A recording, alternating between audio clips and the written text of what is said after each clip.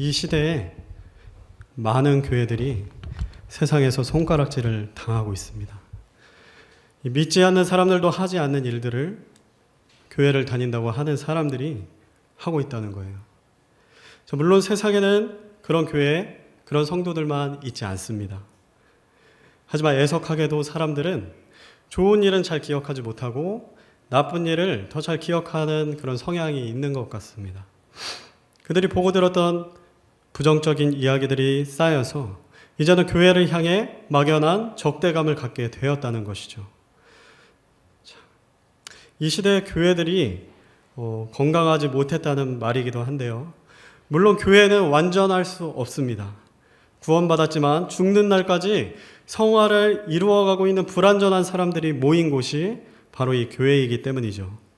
하지만 교회가 완전할 수 없다는 말로 스스로를 위로하면서 본이 되지 못하는 모습으로 계속해서 우리가 살아간다면 사람들은 점점 더 빠르게 교회와 멀어지게 될 것입니다. 우리는 이 시점에서 우리가 어떤 교회, 어떤 성도가 되어야 될지 생각해 보아야 합니다. 오늘은 빛을 비추어 영광 돌리게 하라라는 제목으로 하나님의 말씀을 나누도록 하겠습니다. 우리는 어떻게 빛을 비추어 하나님께 영광을 돌릴 수 있을까요? 먼저 우리가 빛이라는 것을 깨달아야 합니다. 마태복음 5장 14절 말씀 노란색 글씨만 다 함께 읽겠습니다. 시작. 너희는 세상의 빛이니. 노란색 글씨만 읽겠습니다. 예. 하나님은 구원받은 성도가 세상의 빛이다 라고 선포하셨습니다. 너희는 빛이 되기 위해서 노력하라. 이렇게 말씀하지 않으셨다는 거예요. 너희는 세상의 빛이니 구원받은 순간 이미 세상의 빛이 되었다라고 선언하신 것입니다. 앞으로 오랫동안 교회에 다니면 빛이 될 수 있을 것이다. 성경 공부를 많이 하면 빛이 될 것이다. 이렇게 말씀하지 않으셨다는 거예요. 구원받은 그 순간 너희는 세상의 빛이다 라고 말씀하셨다는 것이죠. 여기 있는 모든 분들이 구원받으셨다면 여기 있는 모든 분들이 빛이라는 것입니다. 구원받은 그 순간 우리의 신분이 완전히 변했다는 것입니다. 믿음 생활을 오래 했지만 우리 삶의 변화가 더딘 이유는 무엇입니까? 많은 순간에 우리는 우리의 신분이 변했다는 이 사실을 잊고 살아가고 있기 때문입니다. 나는 아직 빛이 아니야. 성경 공부를 많이 해야만 빛의 역할을 감당할 수 있는데 말씀을 많이 읽고 말씀을 잘 알아야 빛의 역할을 감당할 수 있는데 나는 아직 아니야. 이렇게 스스로 생각하고 있다는 것이죠. 구원받은 지 얼마 안 된 성도들은 당연히 이렇게 생각할 수 있습니다. 하지만 구원받은 지 오래된 성도들도 이렇게 생각할 수가 있다는 거예요. 교회 다닌 지 오래됐지만 나는 성경도 많이 안 읽고 기도도 많이 안 하고 주일에 겨우 예배만 드리면서 지금까지 수십 년을 살아왔는데 이런 믿음으로 나는 빛의 역할을 감당할 수 없어. 이렇게 스스로 생각할 수 있다는 거예요. 하지만 하나님은 말씀합니다. 너희는 세상의 빛이니. 구원받았다면 이미 빛이라는 것입니다. 마태복음 5장 14절 말씀 다 함께 읽겠습니다. 시작. 너희는 세상의 빛이니 산 위에 세운 도시가 숨겨지지 못하리라. 하나님은 우리의 빛에 힘이 있다고 말씀합니다. 산 위에 세운 도시도 숨을 수 없다고 말씀합니다. 우리의 빛에 산속에 숨겨진 도시도 드러낼 수 있는 강력한 힘이 있다는 것입니다. 이 빛에 왜 이런 강력한 힘이 있는 걸까요? 이 빛은 우리 자신에게서 나오는 빛이 아니기 때문이에요. 이 빛은 우리 마음속에 살아계신 성령님으로부터 뿜어져 나오는 빛이기 때문입니다. 예수님을 영접한 그 순간에 여러분의 마음속에 누가 들어오셨나요? 성령님이 들어오셨습니다. 예수님을 영접한 그 순간 우리는 이전과 전혀 다른 매우 특별한 존재가 되었다는 것입니다. 그렇다면 특별한 존재가 된 우리는 무엇을 해야 할까요? 다 같이 함께 이대지 읽어보겠습니다. 시작. 등잔불을 등잔대 위에 두어야 합니다. 자, 마태복음 5장 15절 말씀도 우리 다 같이 읽어보도록 하겠습니다. 시작.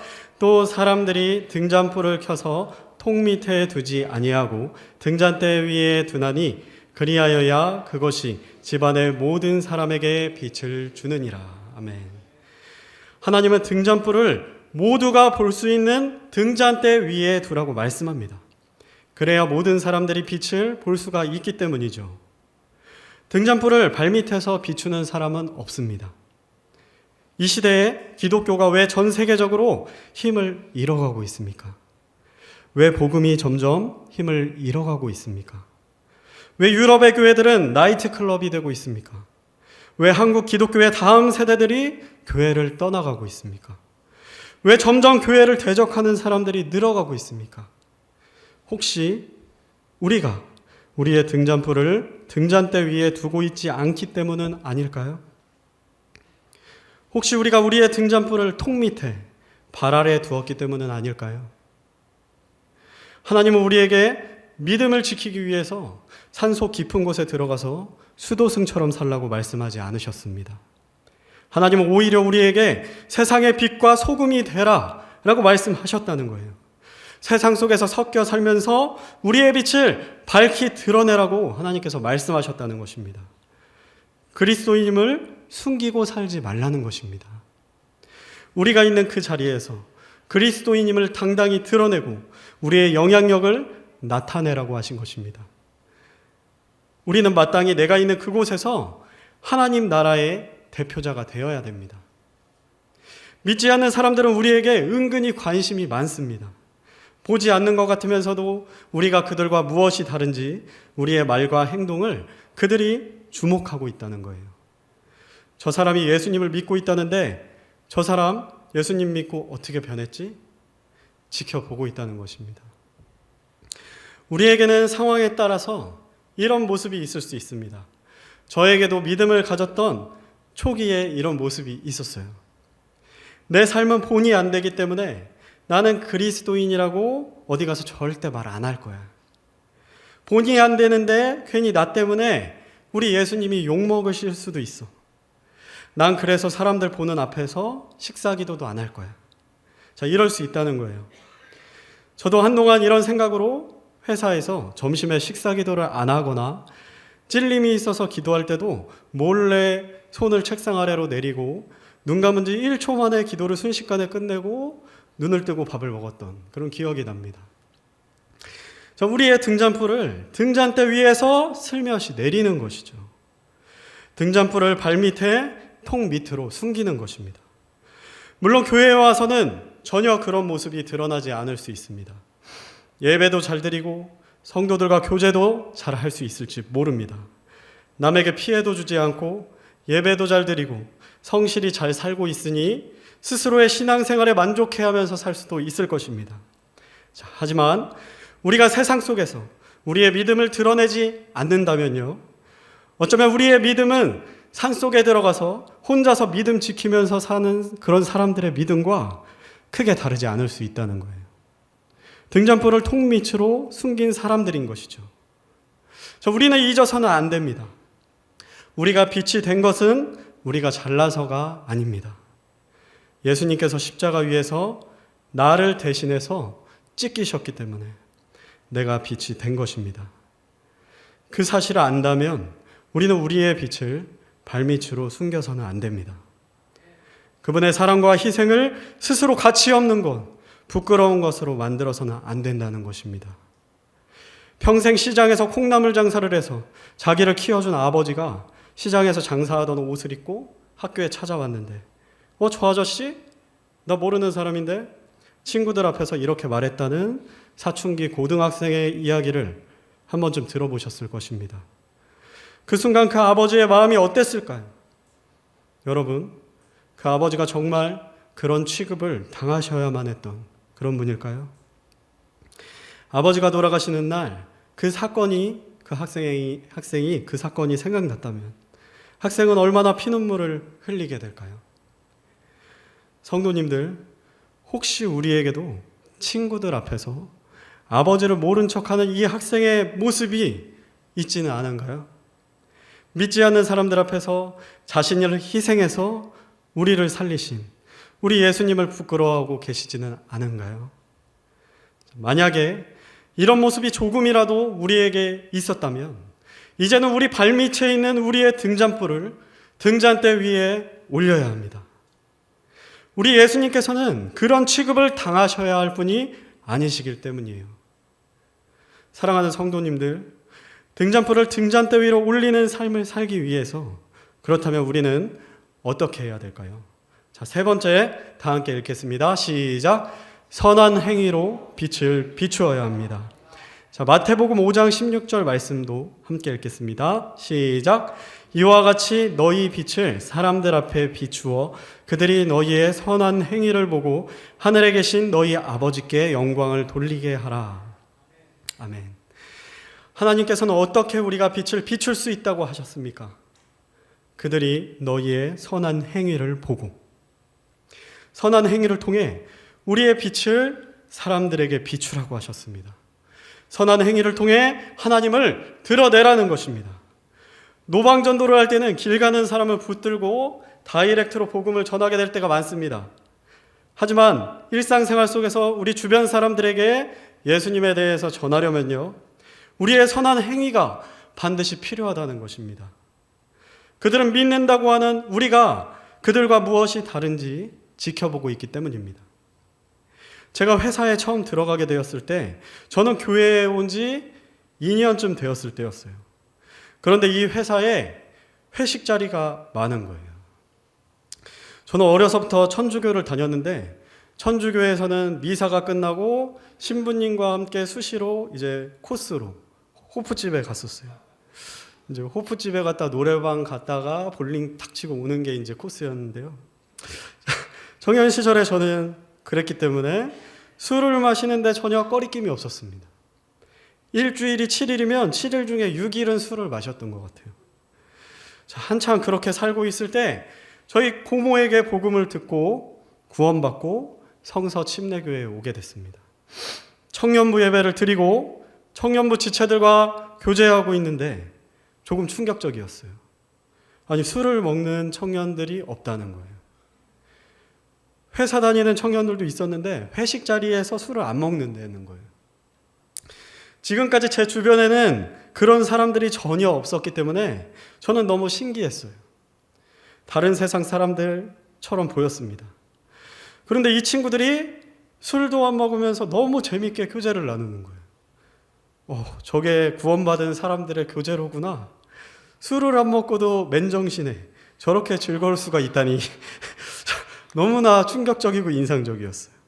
자, 그리고 말씀을 제가 알아가면서 나도 저들과 같이 살고 싶다. 술을 먹지 말아야 되겠다는 그런 마음이 제 마음속에 점점 이렇게 들게 되었습니다. 그런데 회식 자리가 많은 회사에 들어갔다는 거예요. 자, 처음에는 제가 상사들에게 한약을 먹어서 술을 못 먹습니다. 자, 이렇게 말했더니 나도 한약 먹어. 얼른 먹어. 자, 이래서 술을 먹게 됐어요. 자, 다음번 회식 때는 태어날 때부터 술을 못 먹는 체질입니다. 자, 이랬더니 나도 그런 체질이야. 마시다 보면 늘어. 얼른 먹어. 자, 이래서 또 술을 먹게 됐어요. 그런데 그렇게 술을 먹고 오면 너무너무 낙심이 되는 거예요. 꼭 믿음의 싸움에서 패배한 기분이 들었습니다.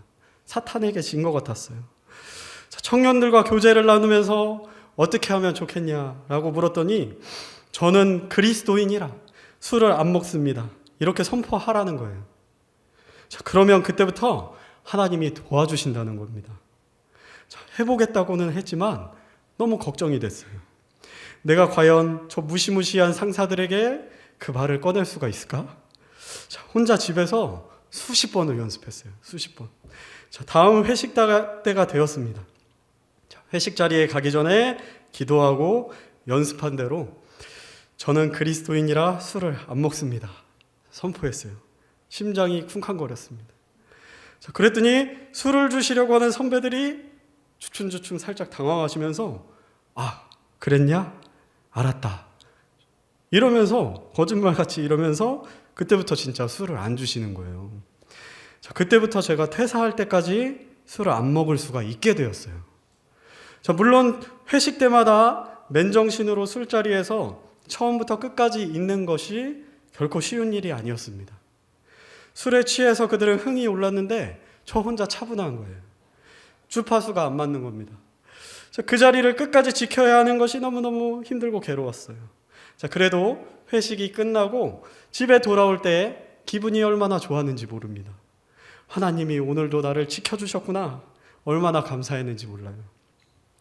그렇게 시간이 조금 지나니 사람들이 저의 믿음을 조금씩 인정해 주기 시작했습니다. 제 사수가 팀에서 칼 갖고 아주 무섭게로 소문난 분이었는데 그분이 한 번은 이렇게 말씀해 주시는 거예요. 너의 신념을 인정하고 존중한다.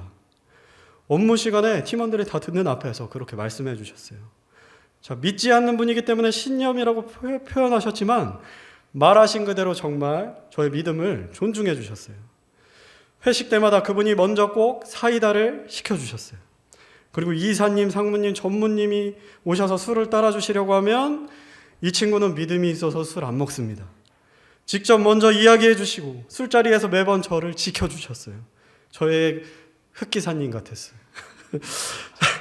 그리고 한 번은 저희 팀의 이사님이 산에 신우회 예배에 다녀오셔서 오늘 신우회 예배에서 한 알에 밀알이 떨어져서 밀알이 어떻게 된다는 그런 말씀을 들었는데 그게 무슨 뜻이냐?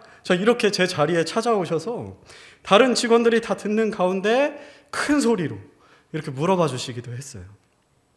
이사님의 입술을 통해서 회사에서 업무 시간에 공식적으로 예수님의 이름이 선포됐어요. 팀원들이 그 얘기를 다 들었어요. 그날 제가 하루 종일 얼마나 기분이 좋았는지 모릅니다. 그리고 교회에 다니시는 저희 옆팀의 이사님이 또 계신데요. 매주 월요일 아침에 이사님이 다니시는 교회의 주보를 꼭 챙겨 오셔서 제 자리까지 찾아오셔서 매주 주보를 건네주고 가셨어요. 모든 직원들이 매주 그 모습을 봤습니다. 매주 월요일 아침에 한 주 시작을 그렇게 할 때 얼마나 감사하고 위로가 되었는지 몰라요. 처음에 그리스도인이라 저는 술을 안 먹습니다. 이렇게 선포하는 것이 결코 쉽지 않았지만 기도하고 행함으로 옮겼을 때 하나님께서는 분명히 그 가운데서 하나님께서 일하심을 저에게 보여주셨습니다. 하나님의 살아계심을 보여주셨어요. 저는 회사에 다니면서 이렇게 하는 것이 직장에서 제가 하나님께 영광을 돌릴 수 있는 선한 행위라고 생각했기 때문에 이렇게 했지만 우리는 삶 속에서 다양한 모습으로 선한 행위를 할 수 있을 것입니다. 매일 아침 출근길에 아파트 청소로 수고하시는 아주머니들에게 따뜻한 미소와 인사를 건넬 수도 있을 것이고요. 엘리베이터에서 마주친 이웃들에게 따뜻하게 인사를 건넬 수도 있을 거예요. 그리고 버스, 지하철에서 어르신들과 임산부, 어린이들에게 자리를 내어줄 수도 있을 것입니다. 그리고 직장에서 힘들어하고 있는, 낙심하고 있는 동료들의 마음을 헤아려주고 따뜻하게 위로의 말을 건네줄 수도 있을 것입니다. 지하철에서 콩나물 파시는 할머니들의 콩나물을 사드리고 소외된 이웃들에게 여러 가지 방법으로 사랑을 베풀 수 있을 거예요. 우리가 우리의 등잔불을 등잔대 위로 올리고 선한 행위를 하고자 결단한다면 하나님께서는 우리가 있는 그 자리에서 우리가 무엇을 해야 할지 우리 눈에 점점 더 잘 보이게 해주실 것입니다. 성도님들, 나의 삶 가운데 스며든 나의 선한 행위를 통해 예수님의 빛이 내 주변의 이웃에게 전해지게 되었다면 그 노력은 결코 헛된 것이 아닙니다. 우리가 비추는 그 빛을 보고 그들은 우리가 믿는 예수님을 궁금해할 거예요. 요즘 시대에 어떻게 저런 사람이 있지? 저 사람은 왜 다른 사람들과 다르지? 그들이 이렇게 생각할 때 우리 예수님이 드러나고 예수님이 영광받게 되신다는 것입니다. 그럴 때 그들에게 한 번이라도 더 복음을 전할 수 있게 될 것입니다. 그것이 오늘날 우리가 해야 할 일인 것입니다. 그것이 오늘날 우리가 교회가 해야 할 일이라는 거예요. 사랑하는 성도님들은 빛입니다. 빛을 비추시기 바랍니다. 등잔불을 발밑에 두지 마시기 바랍니다. 나의 등잔불을 등잔대 위로 올리실 것을 이 시간 결단하시길 바랍니다. 그럴 때 하나님은 우리의 삶을 통해 일하시고 하나님의 살아계심을 나타내실 것입니다. 그럴 때 교회는 세상 가운데 능력을 회복할 것입니다. 산 위에 숨겨진 도시를 비추게 될 것입니다. 자, 오늘 말씀을 기억하며 오늘 말씀 마치겠습니다.